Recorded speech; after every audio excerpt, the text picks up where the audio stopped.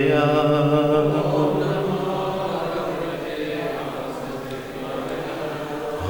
Namo Bhagavate Vasudevaya.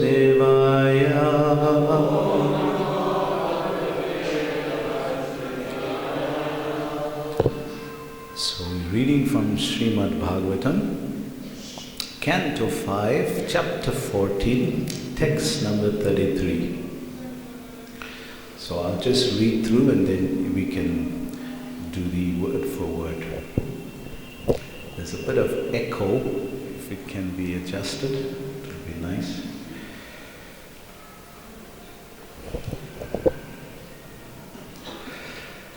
Evam advani avarudhanau mrityo gaja bhayat tamasi giri kandare praye. So we'll do the synonyms together. Evam, in this way. Advani, on the path of sense gratification. Avarodhanaha, being confined, he forgets the real purpose of life. Mrityu gaja bhayat, out of fear of the elephant of death. Tamasi, in the darkness. Giri kandara praye, similar to the darkness, similar to the dark caves in the mountains. Translation, purport by Srila Prabhupada. Srila Prabhupada ki jai.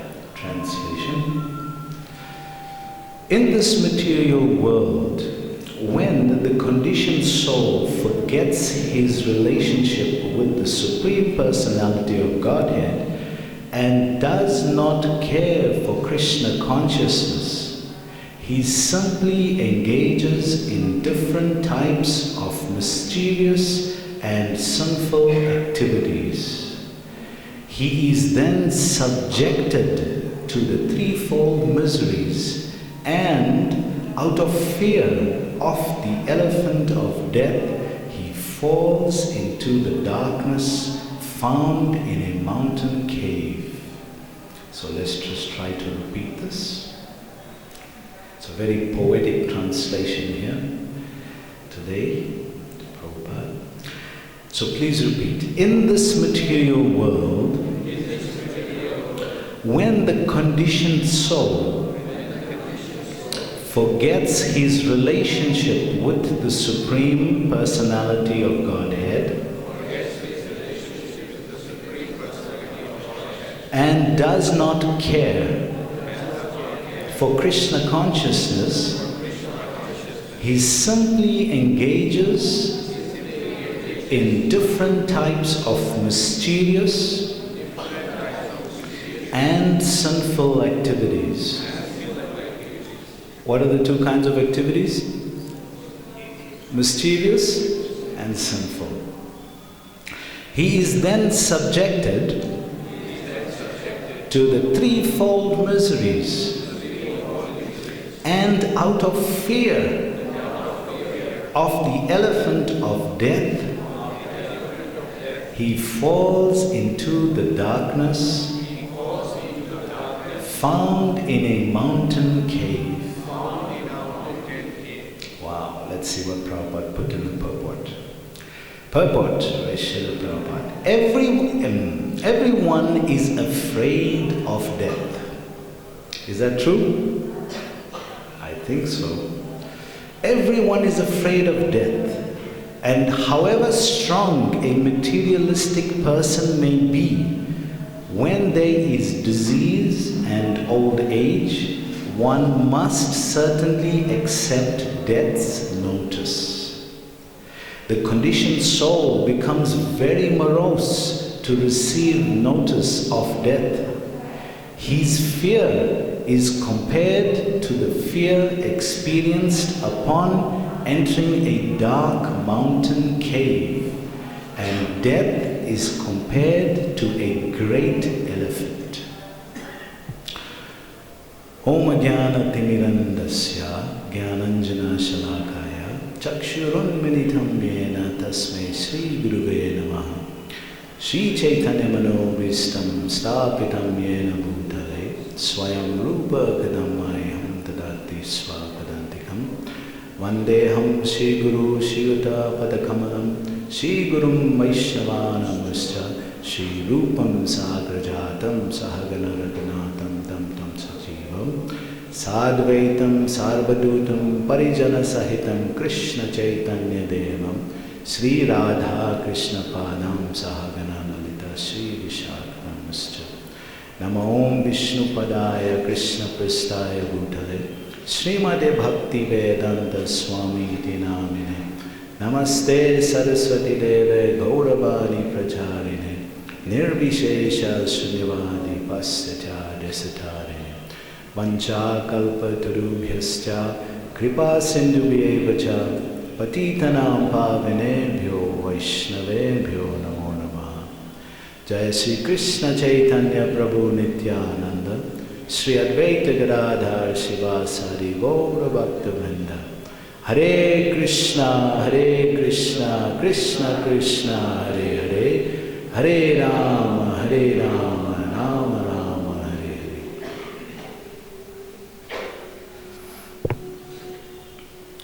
So before we start, we'd like to humbly ask the blessings of everyone so that we may speak something to glorify the Srimad Bhagavatam.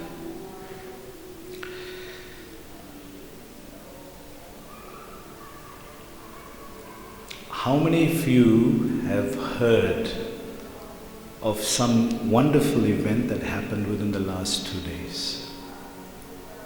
Something in the media? Yeah? A little louder? Something in the media that I think Srila Prabhupada would be very happy about. Yeah? No, Srila Prabhupada would be happy about this. Yes? Yes, the National Book of India is proposed to be Srimad Bhagavad Gita. Ki Jai. So this is really wonderful news, and I think Srila Prabhupada, for all his hard efforts in trying to spread the glories of Bhagavad Gita, would be so happy about this. So it's only becoming so. Any idea how many Bhagavad Gitas has been distributed so far? Only Bhagavad Gitas, how many? 110 million. Ki Jai, Srila Prabhupada. So 110 million Bhagavad Gitas. Actually, that number is so big, but in Vedic time, we even have a name to describe such a number. It's called Adbhutana. I hope I'm saying it right. It's described in the Priyavrata Leela, in the 5th canto of the Bhagavatam. We hear this description of him ruling the world for so many years. And it's described like this, 110 million. So this is like 100 crore or so. It's a huge figure. So can you imagine how many people have Bhagavad Gita? And Prabhupada described these as time bombs. It's just a matter of time before it explodes. So he'll be very happy with such an achievement. And we can see as people, as bad as things look from the external perspective of the influence of Kali, there's also the great achievements of the sadhus who are trying to counter this. By the expounding of Vedic knowledge, by their own personal practice, by their own sadhana, they are changing the vibration of the planet. It's a whole planet is actually changing due to this. So Srimad Bhagavatam is a conclusive philosophy. It's Krishna's last message to humanity before he left this planet. So it's conclusive philosophy. It's everything he wanted to say. He spoke to Arjuna, but in 700 verses, how much can you say? Of that, Krishna spoke 575 verses. So to condense the whole Vedic gamut in just 575 verses, for us to understand it, it's not a problem for Krishna to speak it, but for us to understand the essential principles, it needs a little more than that. And Krishna does expound further. In the 11th canto, he also speaks the Uddhav Gita, which is a huge, almost 1,000 verses there. Is it? I think it's more than that. So it's a huge volume of information that Krishna is wanting to share, so that we can extract the principles of life in order to understand how to deal with activities of life and how to deal with this crucial moment, that time when we have to leave this material body. Yoga is a very subtle science, and it's the science of understanding this practice of how to live within this world harmoniously with nature, and at all times trying to keep right in the forefront of one's mind. That moment could be any time. Like we unfortunately heard this morning's announcement of this devotee who is critically injured from Malaysia. So when he started his morning's activities, he did not think that something like this is going to happen. So who knows? Today may be our day. Who knows? So it's not in our hands to figure that one out, but it is in our hands to remember Krishna. So that practice devotees are constantly trying to cultivate by attire, by devotional clothes, and by practice, achara, by one's activities. So Krishna mentions in Bhagavad Gita, chapter 14, text 2, idam jnanam upasritya, that this knowledge is to be taken shelter of. That it's not only knowledge, jnanam vijnanam astakyam, it's not only to acquire knowledge, but one should take shelter of this knowledge. That means it's a practical application. Otherwise, it doesn't become part of your character. It becomes part of your database, which is stored in the mind. But we want to be the living Bhagavat. We will be practicing. We're hearing about Bhagavatam, 2 times of Bhagavatam, the book Bhagavatam and the person Bhagavatam. So the person Bhagavatam becomes so because he applies the knowledge of the book Bhagavatam. So we want to guide our lives in this way. So in this chapter, we can see the reality of the conditioned soul in his attempts to enjoy material life. He is striving, he is struggling, he is endeavoring like anything. We heard so graphic descriptions. Actually, if you do the Bhakti Vaibhav course, then the description that is given of this chapter says that there are 30 different analogies given in this chapter. Metaphors, different descriptions of, like we heard some of it today. What is the 2 we heard today? Anybody remember? Yes, the elephant of death and the dark cave in the mountain. So as much as these are descriptions of this poetic kind of way, but it's also a deep principle of philosophy that comes out in this. So if one wants to enjoy separate from Krishna, then Rupa Goswami gives very crucial advice. Don't go there to Keshigat, which means don't go to Loy Bazaar. It's nearby. Don't go to Keshi Ghat if you still want to enjoy, because there's this beautiful person who's playing on the flute, and his name is Govinda. And he will completely enchant your mind.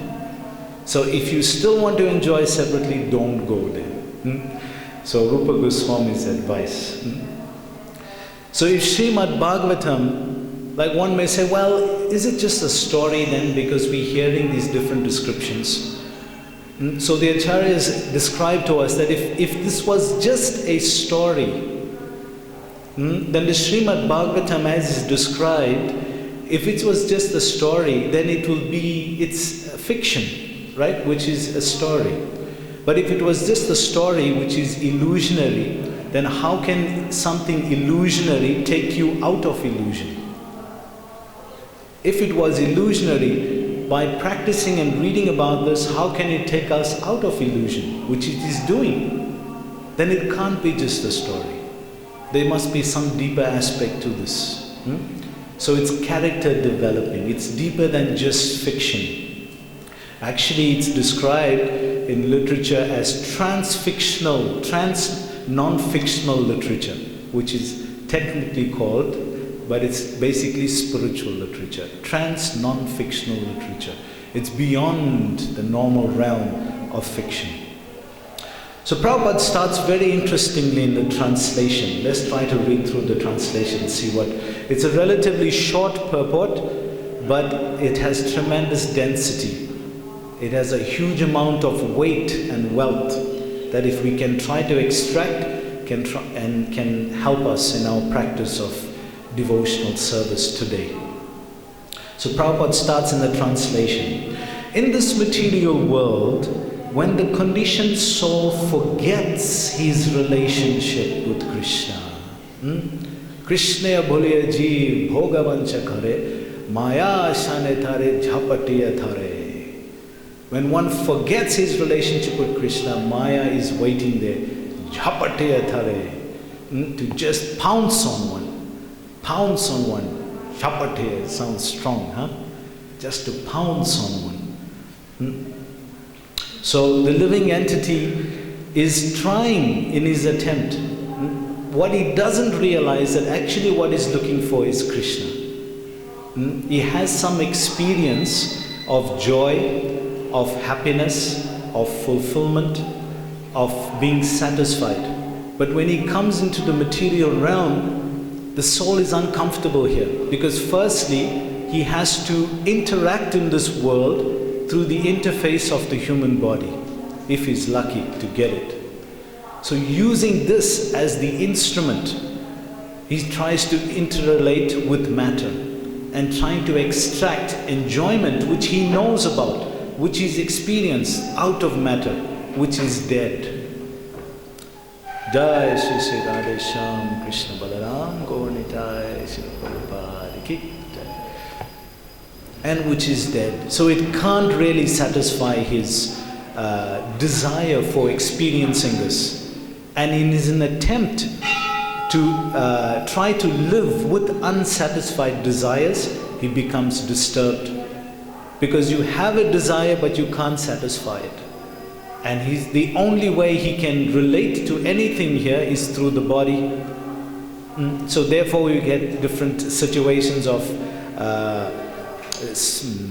neurosis, psychosis, different types of mental disorders, because the desires are there and it's not fulfilled. It creates mental energy which is negative in the mind and in the heart, and it starts to disturb. Even Ayurveda says that disease comes first from the mental platform. So if one understands that it's actually happening like this due to his unfulfilled desire, due to his actual search for Krishna. He needs to find Krishna. So we see in life, this is the position we want to find ourselves. Trying to meditate, trying to keep Krishna in the mind and in the heart. Maya Shakta Manapartha Yogam Yunjan Matashaya Ashamshaya Samagrama Yata Gyasnasi Takshanu. Just here, Arjuna, Just hear from me. By first engaging your mind in thinking about me.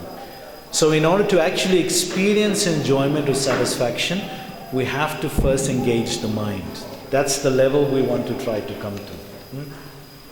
So in spiritual life gives us that opportunity to engage the mind in proper cultivation. Something to repose it into a paradigm that is of permanence. Because the current paradigm is not permanent, it's temporary. But the spiritual world is. So by engaging the mind, mantra, into that realm, one develops stability in one's life and satisfaction in the heart.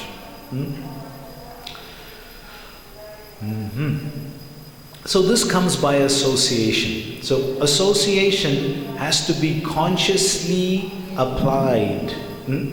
It has to be it's a systematic process. So we get association, but if it's not applied, what did you take from that association or that person? So taking something is an application. And if we don't apply this just like that, then these will just be stories. Bhagavatam will, although there's a certain level of purification, because it's absolute, but it can do more than that. So if we are aware of this and try to apply it in that way, we can reach deeper levels of fulfillment within our spiritual practice. So first we start by hearing. So it evolves from there to devotee association. So we start to hear. Actually, even coming to Krishna consciousness, we first started by hearing a devotee. Somebody told us about Krishna. So starting from there, and then by our own application of it, it starts with Shravanam. And by practicing Shravanam, Kirtanam, then we are developing these finer, refined qualities of spiritual practice. So even a self-realized soul, one may say, well, what if we don't have association? What if we don't have that proper association? But even somebody who's highly self-realized, he's also associating. He is associating with Krishna. In his heart and in his mind, he's associating with Krishna. So it seems to be a constant practice right through our spiritual, both in Vaidhi and Raganuga sadhana bhakti.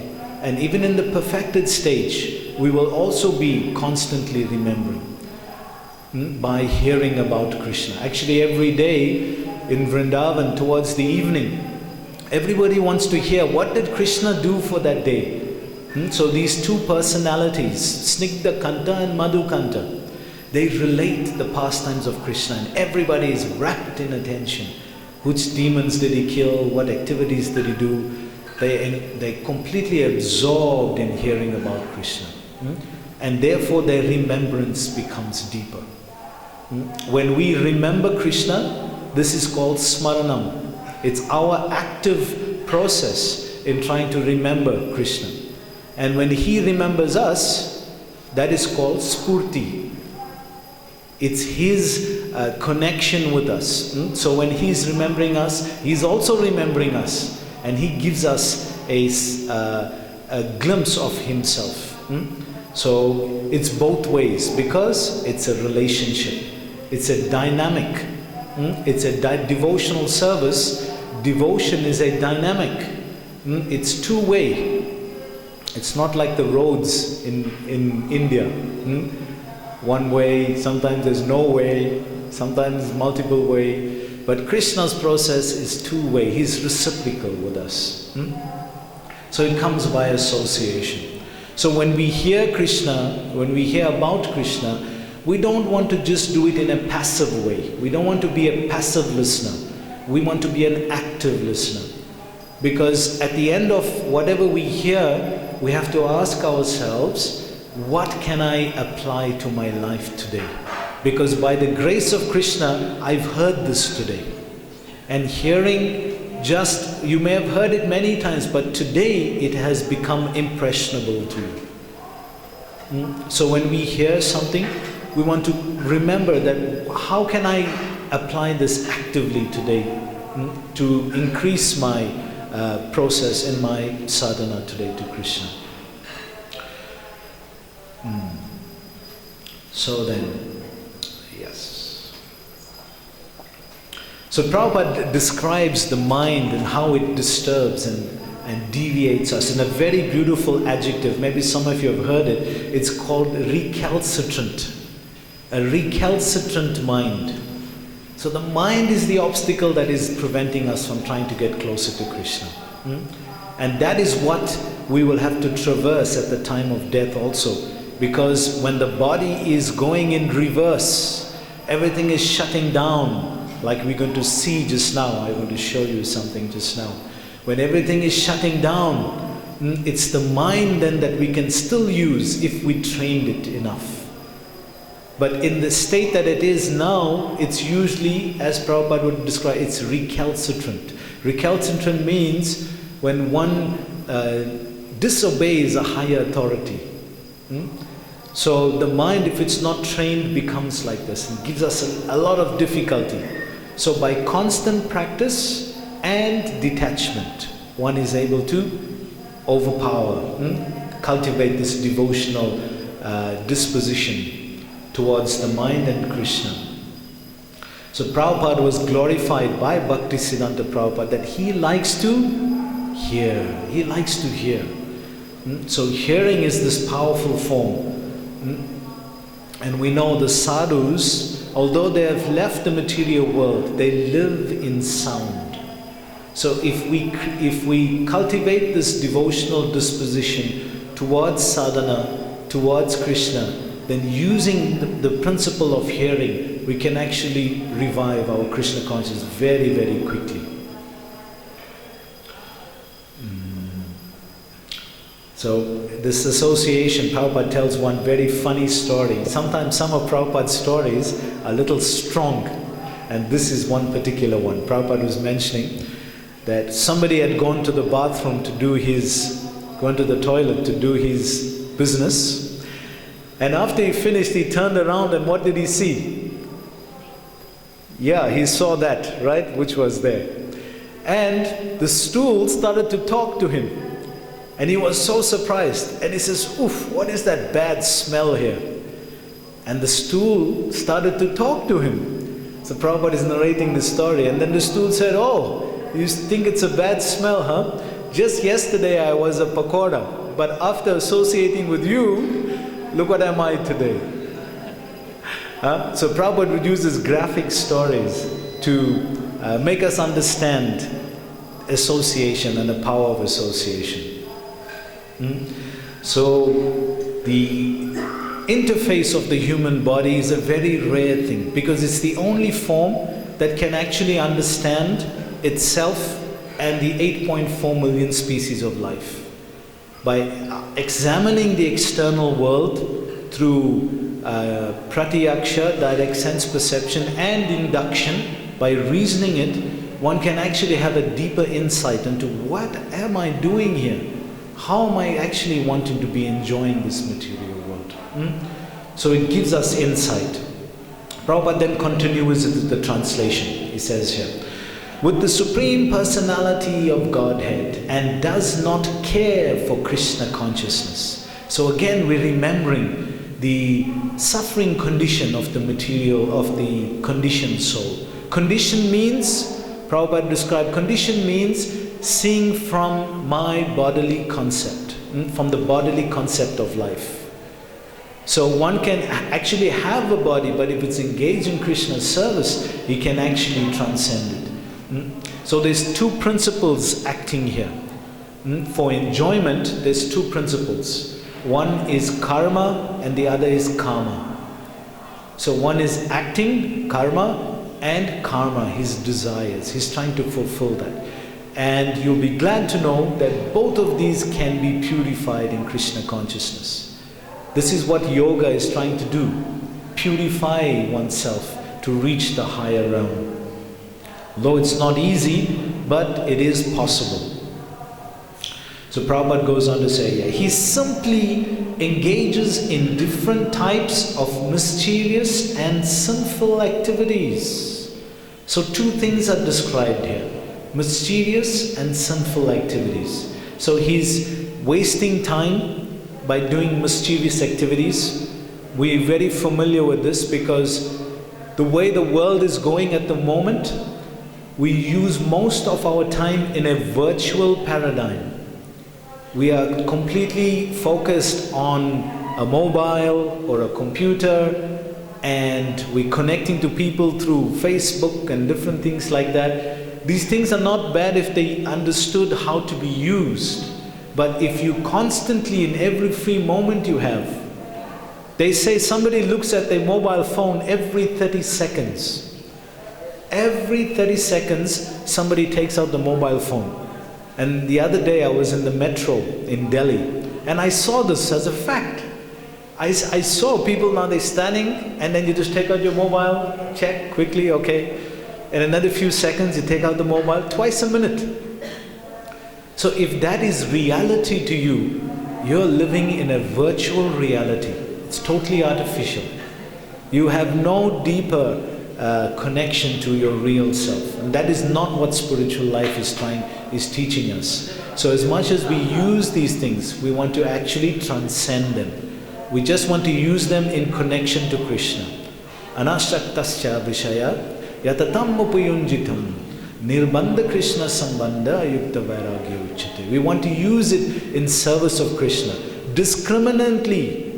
Because remember, these things are coming with a lot of ugra karma. And we are not free from their influence. We can easily be covered over. We don't want to be come to this far in devotional service and fall victim to some device as the reality of life. It would be sad. So the paradox is, in enjoyment, is that the senses give us the perception. Hold on, I wrote it out here. That senses give us perception that take us away into illusion, right? When we analyze the world, the senses, if we get persuaded by what we see, pull us to illusion. But the same senses force us to look for pleasure within also. That same senses can actually force us to actually look for the spiritual nature, although it is material. Just like we use our senses, Rishikesha Rishikena, in Krishna's service. So, something which is beyond the illusionary world. These senses are actually pushing us constantly. I need that, I want to enjoy that. Now, although they in themselves are not bad, but in the activity that they pull us to do under a conditioned state, it forces us to enjoy material nature. But those same senses, because they are not satisfied, they provide the impetus for spiritual life. Therefore, we should be thankful to them.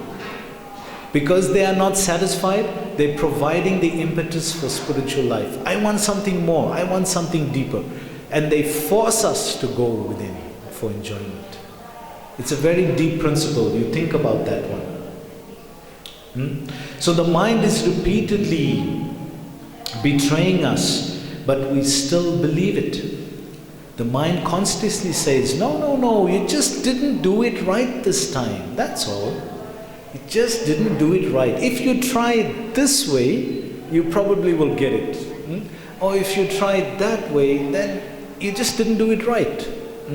So the mind constantly betrays us. And did you ever forsake your mind? But Krishna has constantly tried to help us. But how many times have we forsaken his advice over the mind? So constantly the mind prods us, and still, even up to now, I still listen to my mind. And yet Krishna patiently but perseverantly, he constantly tries to encourage us, and yet we don't give him a second here. Oh yeah, I heard about that, doesn't work. But when the mind says something, oh, you just didn't do it right, let me try it this way the next time. So we don't want to be pulled into that dichotomy of delusion, because the mind is empowered to do that in a conditioned state, move towards negativity. So we don't want to be in that kind of a situation. Prabhupada goes on to say here, he is then subjected to the threefold miseries of material nature. He is not free. There are three doers as described in Bhagavad Gita. Two of them are neutral, Ishvara and Prakriti, and the third doer is not neutral. Why? Because he's the chooser. He has choice. So if he has choice, then he's accountable for his actions, and he doesn't want to be, because he wants to be independent, and therefore he falls into the cycle again. So Prabhupada is describing about old age. So this is not a very pleasant picture, but it's the reality of life. Don't worry, all of us will be there one day. Don't be worried, we'll get there. But yet you see, just like Vidura was telling Dhritarashtra, giving him a whole medical report, that your liver is finished and your teeth are fallen out and you can't digest anymore, and you still want to be attached to the body. So the reality of life is that the material body is actually not designed to give enjoyment. It gives some enjoyment, but it's not designed for enjoyment. If you look at it, it actually provides more pain in ratio to the enjoyment. And most of the time, the enjoyment is just in the mind. When it comes down to the reality, you're not satisfied, I'm not satisfied. So,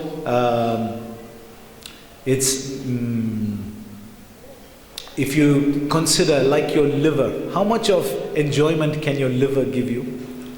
How much of enjoyment can your kidneys give you? But how much of pain can your kidneys give you if you have a stone in it? Your spine, how much of enjoyment can your spine give you? But if you have a slip disc, how much of pain can it give you? So if we see, the body seems to be designed by nature to more in the direction of pain than pleasure. Now we're not promoting a sadist kind of worldview, but we say be objective, be thoughtful. Because if the apparatus itself doesn't have the built-in device to offer you pleasure, don't try to exert it. We keep exerting the senses to give us pleasure. And it only has a certain capacity. If you override that capacity, it's on overdrive. And anything which is exerted can only last a certain amount of time. So Prabhupada then goes on. He says here, and out of fear of the elephant of death, he falls into the darkness found in a mountain cave. So this elephant of death is a very interesting thing. I come from the country where the African elephant, the biggest land animal, walks the earth. And I can tell you, it is not a small creature. It's gigantic. For those of you who travel internationally, you would see in the Indira Gandhi Airport, Terminal 1, the departure lounge. How many of you have seen those elephants there, that huge, you've seen that huge elephant and the baby elephant. So try, next time you're flying out, try to stand near it and have an experience of what it would be like if that animal really came alive. What would you do if you're standing up front next to an elephant, close up like that? So, just to give us a vivid experience of this, I have a few second experience of this which I'd like to share with you. So, I'm just going to set this quickly.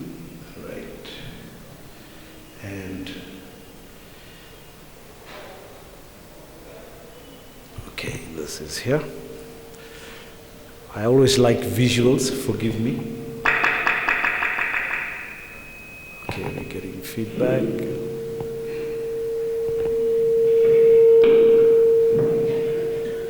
Okay.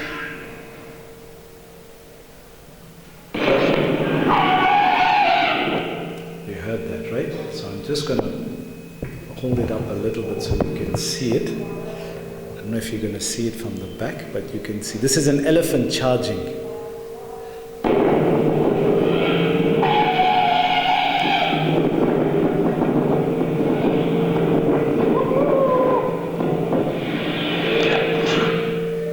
Okay, this is the second one also. Can you imagine confronting this? The elephant which just came across, just eating some grass, and he's not behind me whatsoever. Just step inside. What they'll do is imagine mock charge.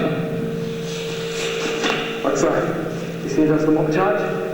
The second time, you won't be so lucky. When approaching an African elephant, you should only do so making sure you have an escape route and your shoelaces obviously tight. Giving yourself a distance of at least 50 to 100 meters should be in most cases a good approaching range. Pushing my luck with this big guy, I tried to sneak up behind him to see how close I could get. And obviously suddenly he reacted, pushing his way through the grass, trumpeting, making himself look as big as he can. And I'll tell you what, seeing something like that only one makes you run as quick as Roadrunner. So can you imagine meeting that face to face? What would that be like? That would be really something very amazing. I doubt you'll come out of that. So that person was quite daring there, but you can, there's a real lot of echo if we can, okay, sorry about that. So can you imagine what it'd be to meet that face to face? So that guy was a little daring there, but still, at least you have an experience of what it will be like to actually meet an elephant, and that's described here in today's verse as death. Prabhupada goes on here now. He starts a purport. It's a short purport, so Prabhupada describes it here. Everyone is afraid of death. So is this an absolute, that everyone is afraid of death?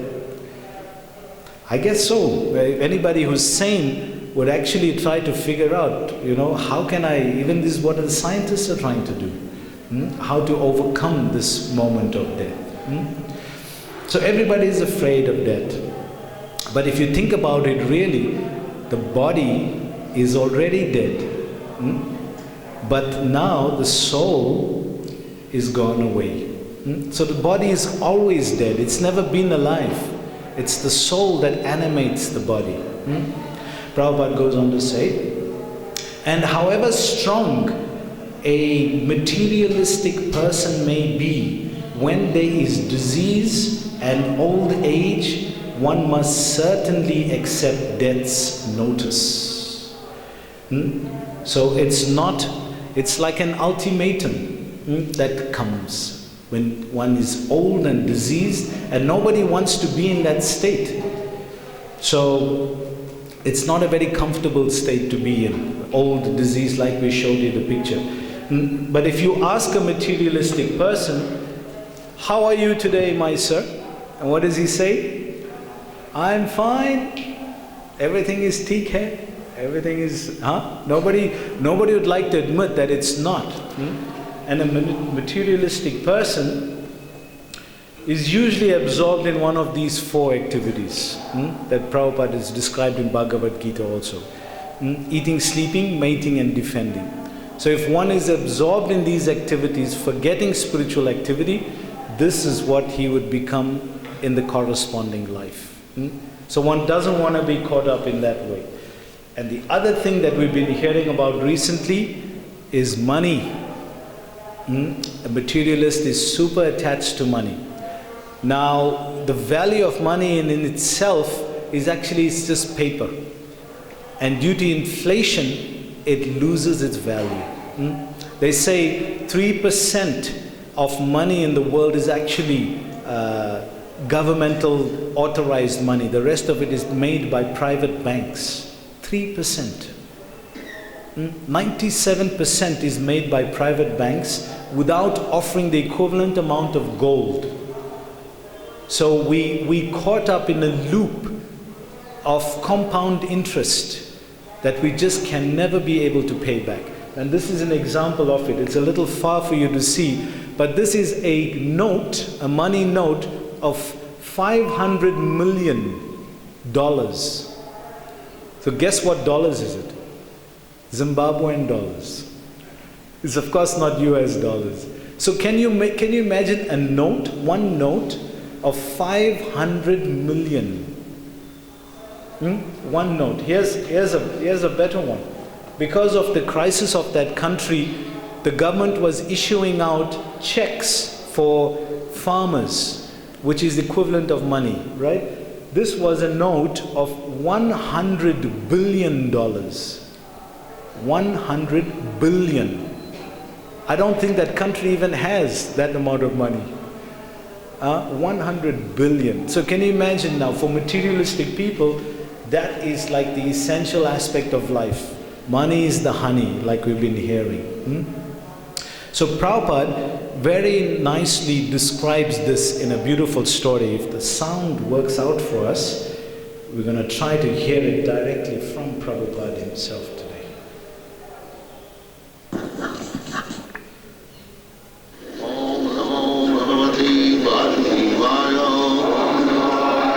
Many all become. So try to hear. The Supreme Complete. When your time will be complete, no more selling this body. Nobody can change. The arrangement is so strong. The arrangement is so strong. Nobody can check it. When your time is to come, nobody can check it.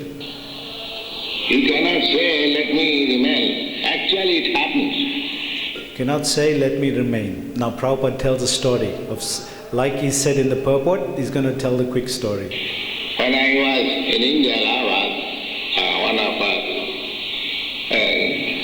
known friend, he was a very rich man. So he was dying. So a very rich man, a friend of Prabhupada's, was dying. So he was requesting the doctor, can you not give me at least 4 years to live? I've got some plan. I could not finish. So he wanted 4 years more to live.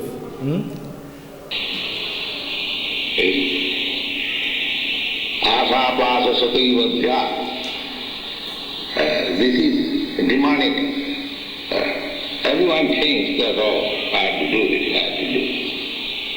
No. The doctors are doctors' fathers or his father, no scientist can check. Oh, no. You can be who you are, doctor's father, the scientist, everyone. Prabhupada says nobody can check this death. Sarvascha ham. How does that go? Mrityu haras sarvascha ham. Yes. No 4 years, not even 4 minutes. No 4 months, not even 4 minutes, Prabhupada You have said. to go immediately. This is the law.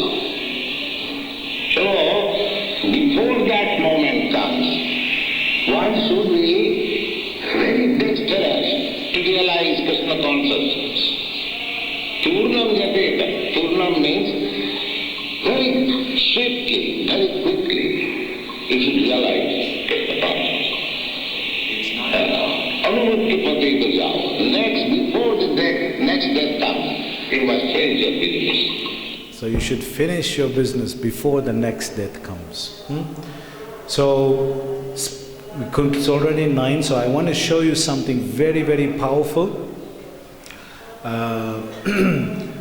In this scientific world, they're trying to understand this concept of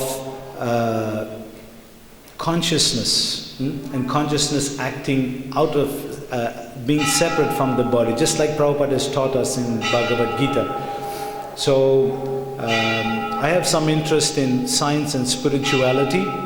So, when we're meeting to people, over all these years now, to the people that we were trying to cultivate and speak to who are in this kind of field, they're finally admitting that actually what your Swamiji had spoken earlier on in the Bhagavad Gita, in 1966, what Srila Prabhupada started preaching about, you're not this body, you're the soul, The soul has consciousness which animates the body.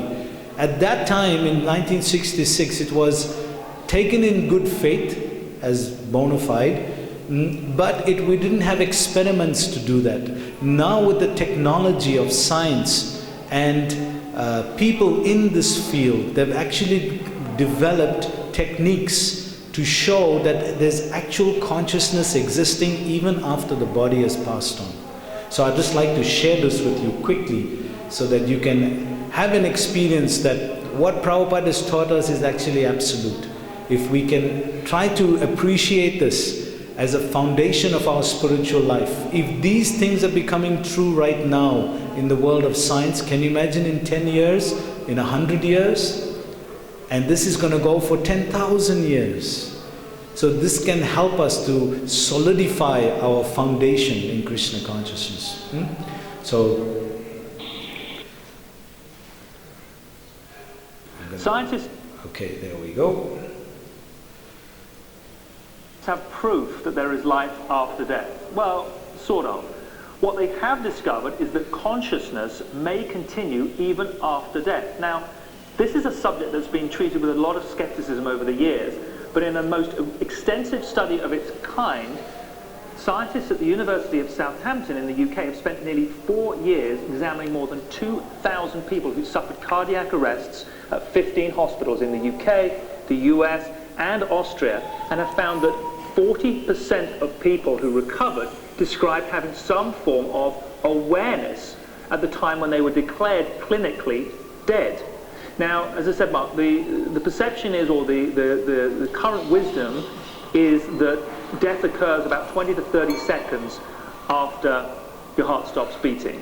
And the research indicates that it goes on for significantly longer than that. And this is what the sort of top line takeaway from the report is. Quotes, "The evidence thus far suggests that in the first few minutes after death, consciousness is not annihilated. Whether it fades away afterwards, we do not know. But right after death, consciousness is not lost." So this is coming, they got this, as I said, you have to kind of take a little bit of a leap of faith here, but it was conducted by prominent scientists in a sensible, studied fashion. It wasn't just, it is anecdotal, but it was done in a conscientious fashion. Whenever there's a study like this, doubters will jump on and say, well, that's just because you're lack of oxygen and you're hallucinating and all this, and people will kind of poo-poo. But this is putting together a large amount of experiential evidence from people who describe the events as well. And they describe the events in great detail. So one of the, and we're just going to quote this one particular 57-year-old man who suffered a cardiac arrest and was able to, and he was dead. He was clinically dead. He was on the slab and they were trying to revive him with a defibrillator. And well, I'll read you his account, what he says. He says the following, it's long, but if you listen to it, it'll make sense. "We know the brain can't function when the heart has stopped beating, but in this case, conscious awareness appears to have continued for up to 3 minutes. The man described everything that had happened in the room, but importantly, he heard 2 bleeps from a machine that makes a noise at 3-minute intervals, so he could time how long the experience lasted for. He seemed very credible, and everything that he said had happened to him had actually happened." So he was able to describe in detail what people were trying to do. Now, so that gives us an idea that how did that person still be able to describe if he's clinically dead? By medical terms, he's completely dead. So how can he describe something then? There's no brain activity or anything. There's no heartbeat. So how did this person hear this beeps after 3 minutes? So Krishna explained this right in the beginning of Bhagavad Gita. Avinasi tu tad vidhi yena sarvam idam tatam. That which pervades the entire body is consciousness, and that is coming from the soul. So there's a last one before we... This is the last one. I'm an ICU physician. We take care of critically ill patients. These are the sickest patients in the hospital. And to some degree, some of these patients are so sick they're beyond our medical care, and they pass away. We try very, very hard to make sure our patients die pain-free. That generally means that we give them an adequate amount of pain medication. In order to make sure that our patients are comfortable, we often use an EEG monitor that helps us know what the level of consciousness for our patients.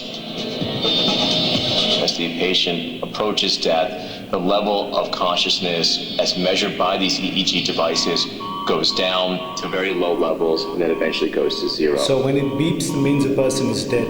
But watch what happens on the monitor now. They're no longer breathing. And this is essentially a patient who has now passed away. So what's the monitor? After they die,